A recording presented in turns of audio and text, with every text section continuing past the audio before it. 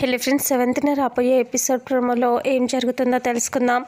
ఆర్య అందరూ ఉండగానే కోయిదరు వచ్చి చెప్తూ ఉంటాడు, పగ ఈ నాటిది కాదు, ఏళ్ళ నాటిది, తరతరాలుగా వస్తూ ఉన్న పగ.